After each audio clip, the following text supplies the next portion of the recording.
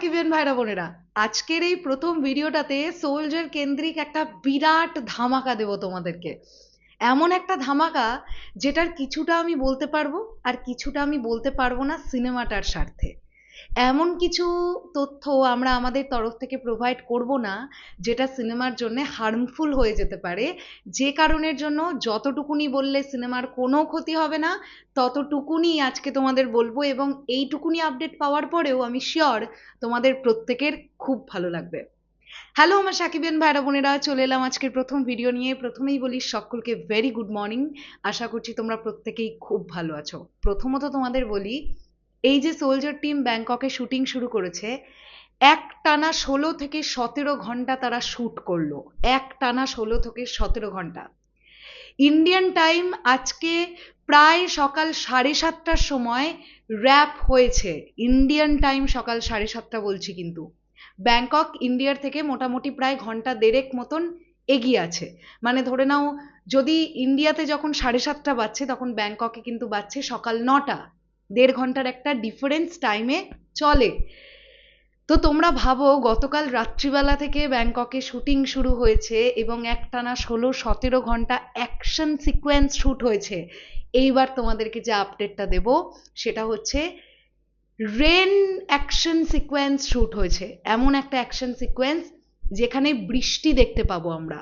বৃষ্টির একটি মরশুম, বৃষ্টির একটি ওয়েদার, বৃষ্টির একটি সিকোয়েন্স শুট হয়েছে, এমনটাই তথ্য কিন্তু উঠে এসেছে। এবং যেটা তোমরা পাশে ছবিটা আমি অ্যাটাচ করেছি সেখান থেকেই দেখতে পাচ্ছ।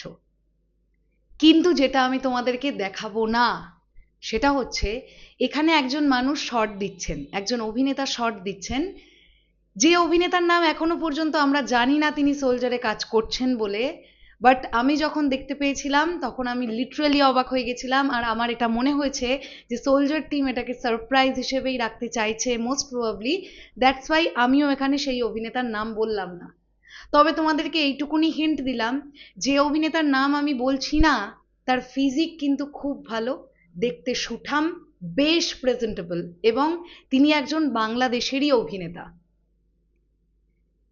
এই তো তার কথা আমি বললাম। ইনফ্যাক্ট যার থেকে আমি খবরটা পেয়েছি তারও এখানে নামটা আমি হাইড করে দিলাম এই ভিডিওতে, বিকজ সিনেমার স্বার্থে।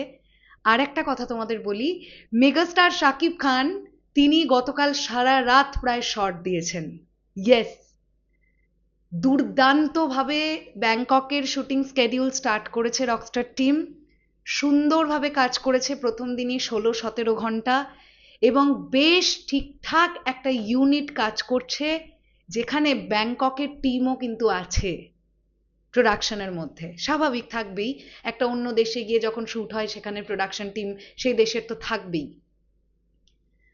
তো এটুকুনি বলতে চাই যে আশা করা যাচ্ছে সোলজার সিনেমাতে আমরা অ্যাকশন সিকোয়েন্স দেখতে পাবো গল্পের প্রয়োজনে, যেটা হয়তো বা আমাদের খুব একটা খারাপ লাগবে না। চলো শেষ করলাম ভিডিওটা। তোমাদের এই পুরো বিষয়টাকে নিয়ে কি বক্তব্য কমেন্ট সেকশনে জানিও। আসছি আবার খুব শিগগিরই, তাহলে এখনের জন্যে টাটা।